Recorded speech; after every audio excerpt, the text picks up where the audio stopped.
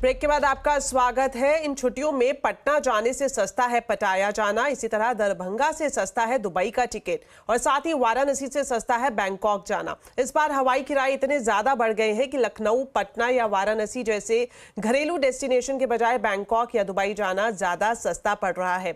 तो इस पर ज्यादा डिटेल्स के लिए अब चलते हैं रोहन सिंह के पास। और रोहन, बताएं इस बार छुट्टियों में घर जाना कितना महंगा हो गया है?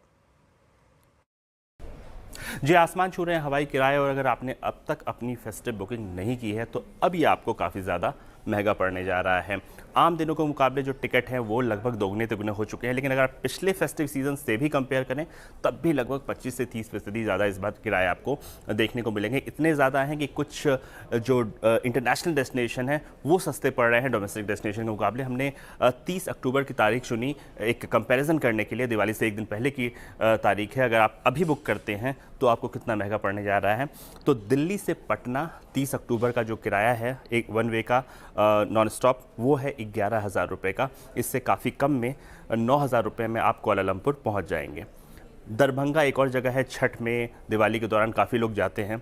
18,000 रुपये मुंबई से दरभंगा का टिकट है। वो भी आपको कोई भी नॉन स्टॉप फ्लाइट नहीं मिलेगी, आपको कनेक्टिंग फ़्लाइट मिलेगी और काफ़ी ज़्यादा समय लगेगा उसमें।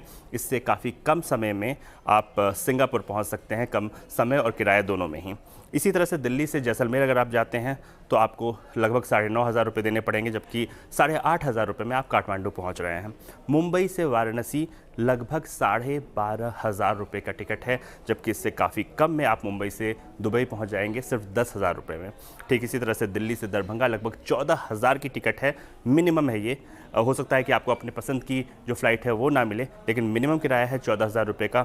इससे काफ़ी कम में आप 12,000 रुपये में बैंकॉक पहुंच जाएंगे। तो अगर आप, क्योंकि सारी ट्रेन्स फुल हैं, जो हवाई जहाज़ हैं उनके किराए आसमान छू रहे हैं, तो अब जो लोग हैं उनके पास काफ़ी कम ऑप्शंस हैं। इंटरनेशनल डेस्टिनेशन एक ऑप्शन हो सकता है। शुक्रिया रोहन इस पूरी जानकारी के लिए। प्रधानमंत्री मोदी ने न्यूयॉर्क में यूक्रेन के राष्ट्रपति जेलेंस्की से एक बार फिर मुलाकात की है। दोनों नेताओं के बीच रूस और यूक्रेन युद्ध के समाधान पर चर्चा हुई। 3 महीने में ये दोनों नेताओं की तीसरी बार मुलाकात है। प्रधानमंत्री मोदी और जेलेंस्की हाथ मिलाते हुए और गले मिलते हुए दिखाई दिए। वार्ता में विदेश मंत्री एस जयशंकर भी मौजूद रहे। प्रधानमंत्री मोदी ने सोशल मीडिया प्लेटफॉर्म एक्स पर जेलेंस्की के साथ एक फोटो पोस्ट किया और यूक्रेन में संघर्ष के शीघ्र समाधान और शांति के वादे को दोहराया।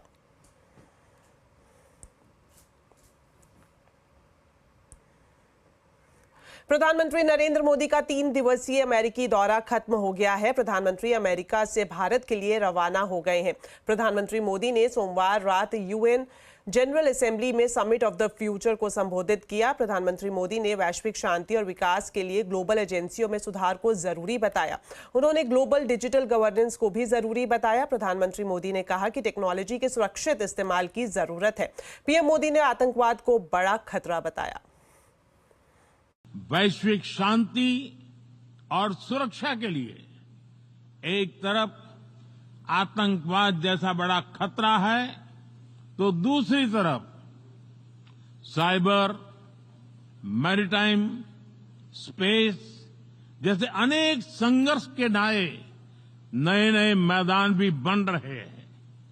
इन सभी विषयों पर मैं जोर देकर कहूंगा कि global action must match global ambition. Israel और हिजबुल्लाह के बीच जंग तेज हो गई है। इजरायली डिफेंस फोर्स ने सोमवार को हिजबुल्लाह पर बड़ा हमला किया। दक्षिणी लेबनान में इजराइल ने भीषण एयर स्ट्राइक कर दी। हमले में हिजबुल्लाह आतंकियों के अलावा महिलाएं और बच्चे भी मारे गए हैं। लेबनान के स्वास्थ्य मंत्री से मिली जानकारी के मुताबिक हमले में 492 लोगों की मौत हो चुकी है और 1645 लोग घायल हैं। फिलहाल 25 सितंबर तक के लिए स्कूल कॉलेज को बंद कर दिया गया है। इजरायली सरकार ने पूरे देश में 30 सितंबर तक इमरजेंसी की घोषणा की है।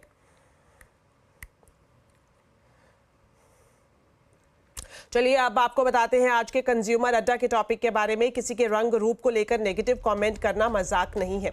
बॉडी शेमिंग का मेंटल हेल्थ पर बहुत बुरा असर होता है। आज कंज्यूमर अड्डा में इसी पर होगी बड़ी चर्चा। शाम 5:57 पर बॉडी शेमिंग मजाक नहीं है।